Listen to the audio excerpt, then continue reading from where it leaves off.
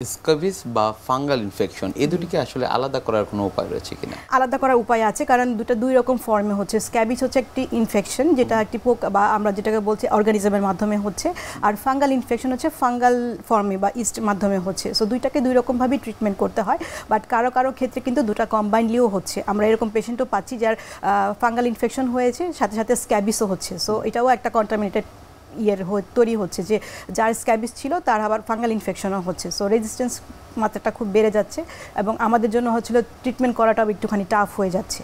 So এটার ক্ষেত্রে খেয়াল রাখতে হবে, হাইজিন মেনটেন করতে হবে এবং যখনই কোনো রোগের উপসর্গ আসবে তখনই একজন বিশেষজ্ঞের পরামর্শ নিতে হবে। ফাঙ্গাল ইনফেকশন সেটি আসলে কেন হচ্ছে? ফাঙ্গাল ইনফেকশনটা মেইনলি হচ্ছে যদি আপনার বডির ইমিউন ফাংশন কম হয়ে যায় বা আপনি স্যাঁতসেঁতে পরিবেশে থাকেন, হাইজিন ঠিক মতো মেনটেন না করেন, এবং যেহেতু এখন আমাদের দেশে অনেক বেশি গরম পড়ে, মানুষ কিন্তু অতিরিক্ত ঘামে, এই যে যদি তার শারীরিক যে হাইজিন মেনটেন না হয়, স্যাঁতসেঁতে কাপড় পরে থাকে, তাহলে কিন্তু ফাঙ্গাল ইনফেকশন হওয়ার চান্সেস খুব বেশি। ফাঙ্গাল ইনফেকশন হলে আসলে শরীরে আমরা শুনছিলাম চুলকানির উপসর্গের কথা আপনি বলছিলেন, অন্যান্য আর কোনো উপসর্গ থাকে কিনা? ফাঙ্গাল ইনফেকশন হলে যে বিভিন্ন প্রাইভেট এরিয়াগুলো মেইনলি এফেক্টেড হয় প্রথম দিকে, কারণ ওই জায়গাগুলোই বেশি স্যাঁতসেঁতে থাকে এবং আলো ঢুকে না, এবং জায়গায় জায়গায় লাল লাল গোল গোল চাকা আকারের একটা ক্ষত তৈরি হয় এবং এটাও খুব অ্যালার্জিক হয়, চুলকায় এবং সেকেন্ডারি ইনফেকশনে ফর্ম নিতে পারে। এবং দেখা যায় যে তারা প্রথম দিকে না বুঝে ফার্মেসিতে যে চিকিৎসকের পরামর্শ ছাড়াই ওষুধ নেন এবং এটাতে তাদের রেজিস্ট্যান্স ফর্ম করে। পরীক্ষা নিরীক্ষার মাধ্যমে এই বিষয়গুলোকে আপনারা কিভাবে আলাদা করে থাকছেন যখন রোগীরা চিকিৎসকের শরণাপন্ন যখন আমাদের কাছে না আসেন তখন আমরা হচ্ছে কিছু রুটিন চেক আপ করি, প্লাস হচ্ছে কিছু স্পেশাল টেস্ট করি এই রোগের ধরন অনুযায়ী, এবং সেটার মাধ্যমে আমরা ডিটেক্ট করি যে এটি ফাঙ্গাল নাকি এটা স্ক্যাবিস। এর মাধ্যমে আমরা তাদেরকে সেই চিকিৎসা রিপোর্ট অনুযায়ী তাদেরকে আমরা চিকিৎসা প্রদান করে থাকি। কাউন্সেলিং এর বিষয়টি কিভাবে নিশ্চিত করে থাকেন? প্রতিটি পেশেন্টকে আমরা কাউন্সেলিং করি যে এই রোগটি কি, কেন হচ্ছে এবং এটা কিভাবে আমরা এটাকে প্রতিকার করতে পারি এবং ভবিষ্যতে তারা এটা থেকে কিভাবে প্রতিকার পাবেন, এগুলোকে আমরা সবসময় তাদের কাছে অ্যাওয়ারনেস হিসাবে প্রেজেন্ট করার চেষ্টা করি। তো আশা করি যে এভাবে যদি তারা বিশেষজ্ঞের কাছে আসেন এবং এই পরামর্শগুলো নেন, তাহলে হয়তো বা তাদের ভবিষ্যতে এই রোগগুলো থেকে তাদের মুক্তি পাওয়ার সম্ভাবনা বেশি থাকে। খোসপাচড়া এবং এই যে ফাঙ্গাল ইনফেকশন এগুলো আসলে ছোঁয়াচে কিনা? দুটিই ছোঁয়াচে, কারণ দেখা যায় যে এটা কন্টামিনেটেড হার্টটা এখন ইদানিং খুব বেড়ে গেছে। খোসপাচড়াও ছোঁয়াচে, আপনার ফাঙ্গাল ইনফেকশনটাও ছোঁয়াচে হয়ে থাকে, কারণ একই বাসায় থাকলে আমরা দেখা যায় যে কমন জিনিসপত্রগুলো খুব স্পেসগুলো ইউজ করে থাকি। তো এগুলো আসলে উচিত নয়, একটু পার্সোনাল হাইজিনটা মেনটেন করা উচিত। নিশ্চয়ই। পরিবারের সব সদস্যদের জন্য স্ক্যাবিস বা খোসপাচড়া এটির ক্ষেত্রে আপনাদের পরামর্শ কি থাকে? সব পেশেন্টের ক্ষেত্রে আসলে বয়স অনুযায়ী তো আমরা চিকিৎসাগুলো করে থাকি। তো যখনই যেই পার্সনটি অ্যাফেক্টেড হবে পরিবারে, তাকে অবশ্যই বিশেষজ্ঞের আন্ডারে আসতে হবে, এবং যদি বাসায় অন্য কোনো অ্যাফেক্টেড পার্সন থাকে তাহলে তাকেও সাথে নিয়ে আসতে হবে, কারণ আসলে চিকিৎসাগুলো বয়স অনুযায়ী হয়, সব বয়সে সব ওষুধ দেওয়া যায় না।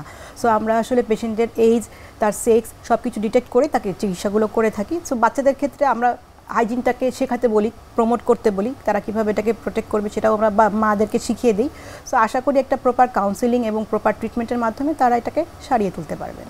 খোসপাচড়া এর চিকিৎসা পদ্ধতির ক্ষেত্রে পরিবারের সবাইকে অন্তর্ভুক্ত করতে হয় কিনা? অবশ্যই অন্তর্ভুক্ত করতে হয়, কারণ ছোঁয়াচে রোগ, সো একজন থেকে আরেকজনে ছড়িয়ে যেতে পারে। সো আমরা পার্সোনাল যেই বিলঙ্গিংসগুলো যেগুলো সবসময় ইউজ করি, আমরা বলে থাকি যে এটা যেন অবশ্যই একজন আরেকজন এটা ইউজ না করে, তাহলে দেখা যায় যে এটা কিন্তু অনেকখানি আমরা কমিয়ে আনতে পারি। সো এই ফ্যামিলি অ্যাওয়ারনেস বা এই জিনিসগুলো যদি আমরা একটু মেনটেন করতে পারি, তাহলে কিন্তু এটাকে অনেক দূর আগানো সম্ভব। খোসপাচড়া এর চিকিৎসা পদ্ধতি কি কি রয়েছে? প্রথমত আমরা যখন একদম বেসিক লেভেলে পাই, তখন আমরা কিছু টপিক্যাল ক্রিম ইউজ করতে বলি, একটি সাবান দিয়ে থাকি গোসলের মাধ্যমে এটাকে ক্লিন করার জন্য, এবং যেহেতু এটা খুব ইচিং করে, চুলকায়, তো সেক্ষেত্রে আমরা কিছু অ্যান্টিহিস্টামিন ট্যাবলেট সাজেস্ট করে থাকি। বাট কারো কারো ক্ষেত্রে যদি এটাতে আমার সেকেন্ডারি ইনফেকশন থাকে, তখন সেক্ষেত্রে কিন্তু আমাদের ছোট্ট অ্যান্টিবায়োটিকও অ্যাড করতে হয়।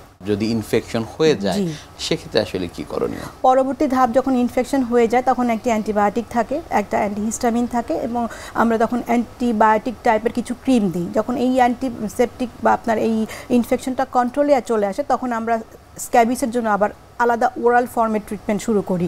তখন দেখা যায় যে ওটা আস্তে আস্তে এক ধাপে ধাপে কমে আসে। আমরা অনেক ক্ষেত্রে দেখি যে প্রান্তিক পর্যায়ের অনেক মানুষরা রয়েছে যারা চিকিৎসকের শরণাপন্ন হচ্ছেন না, স্ক্যাবিস বা খোসপাচড়ার সমস্যা তাদের রয়ে যাচ্ছে, সেক্ষেত্রে আসলে পরবর্তীতে তারা কোন কোন ক্ষতির সম্মুখীন হতে পারেন? এখানে যেটা হচ্ছে যে যখন প্রান্তিক দেশের মানুষরা এতে ভোগে, তখন তারা ডিরেক্টলি ডক্টরের কাছে না যেয়ে ফার্মেসিতে যায়, এবং ফার্মেসিতে যাওয়ার পর যেটা হয় যে তাদেরকে একটা স্টেরয়েড ক্রিম বা স্টেরয়েড ট্যাবলেট দিয়ে দেওয়া হয়, এবং এটাতে দেখা যায় প্রথম থেকে কমে গেলেও রেসপন্স করলেও এটা কিন্তু রেজিস্ট্যান্স ফর্ম করে, এবং এই রেজিস্ট্যান্স ফর্ম করার কারণে কিন্তু আমরা একটু ভোগান্তিতে পড়ি ট্রিটমেন্ট করার ক্ষেত্রে। তখন আমরা যে ট্রিটমেন্ট লাইনটা সেট করে রাখি সেটাতে রোগীর রেসপন্সটা কম হয়। সেজন্যই আমরা সবসময় বলি যে এই ধরনের শুরুতেই আপনারা ডাক্তারের কাছে আসবেন, আপনারা কোনো রকম মিস ট্রিটমেন্ট নেবেন না বা স্টেরয়েড নেবেন না, কারণ খোসপাচড়া এবং ফাঙ্গাল ইনফেকশনে আসলে স্টেরয়েডের কোনো ভূমিকা নাই।